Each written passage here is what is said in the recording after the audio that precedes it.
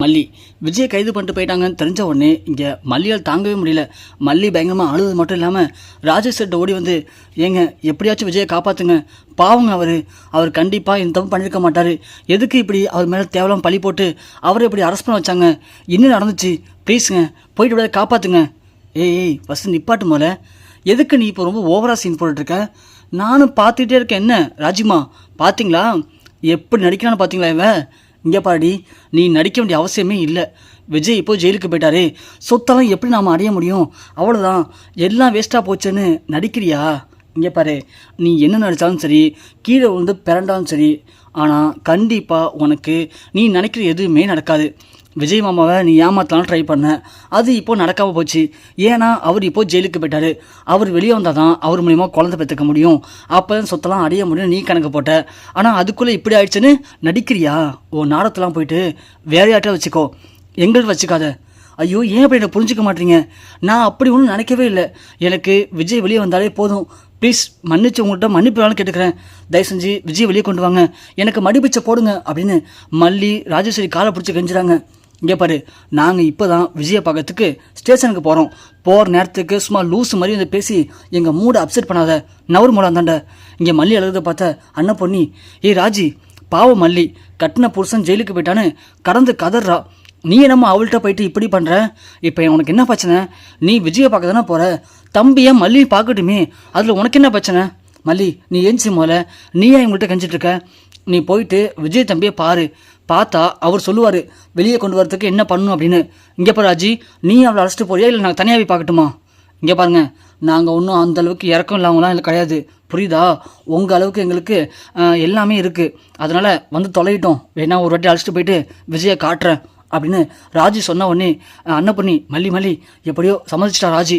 நீ போயிட்டு மாப்பிள்ளை தம்பியை பாரு, பார்த்தா கண்டிப்பாக மாப்பிள்ளை தம்பியை வெளியே கொண்டு வரதுக்கு என்ன பண்ணலாம் அப்படின்னு தம்பி ஐடியா கொடுப்பாப்புல, நீ போடி அப்படின்னு மல்லி அனுப்பிவிட்றாங்க.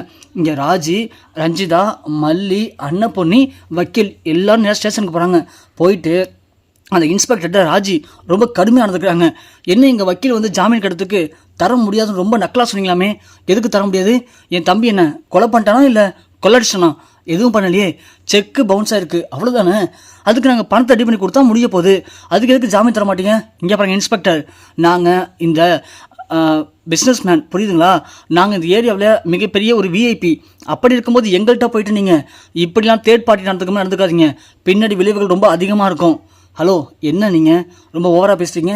நானும் பார்த்துட்ருக்கேன், நீங்கள் யாராக இருங்க, எனக்கு அதை பற்றி கவலையே இல்லை. ஒரு செக்கு கொடுத்தா அதில் பணம் இருக்கணும், இல்லைனா கொடுக்கக்கூடாது. அப்படி போலி செக்கு கொடுத்தா அது ஏமாத்துறதுக்கு தான் சமம். நீங்களும் உங்கள் தம்பியும் ஏமாற்ற ட்ரை பண்ணியிருக்கீங்க, அது ஆதாரப்பூர்வமாக நிரூபிக்கப்பட்டிருக்கு, அதனால் உங்கள் தம்பி அரெஸ்ட் பண்ணியிருக்கேன். நீங்கள் எது பேசினாலும் கோர்ட்டில் பேசிக்கோங்க. ரொம்ப ஓவராக பேசுனீங்க அப்படின்னா உங்கள் தம்பியை நீங்கள் அப்புறம் வேறு மாதிரி பார்க்குற மாதிரி இருக்கும்.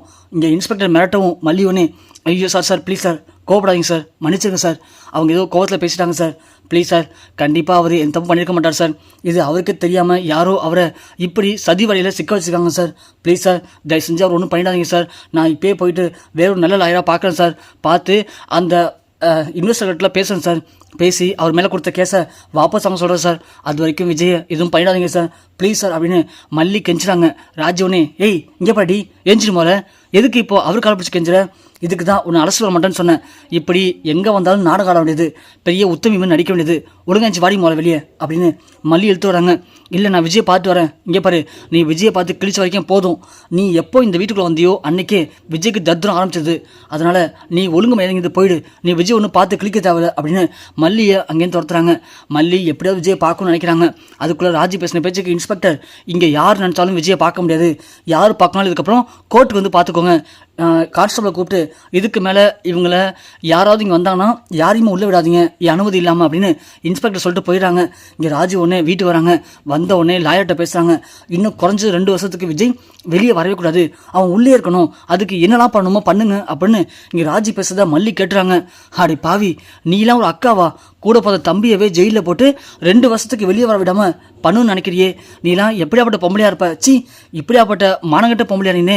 உன்னை போய் விஜய் நம்பினாரு, சும்மா விட மாட்டேன், இப்பயே போய் நான் விஜய்கிட்ட சொல்கிறேன், விஜய்கிட்ட சொல்லி உன் உண்மையான முகத்தை கிழிச்சு உன்னை என்ன பண்ணுறேன்னு பாரடி அப்படின்னு மல்லி வீடு கொண்டு எழுந்து அங்கேருந்து கிளம்பி விஜயை பார்க்கறதுக்கு போலீஸ் ஸ்டேஷனுக்கும் போகிறாங்க.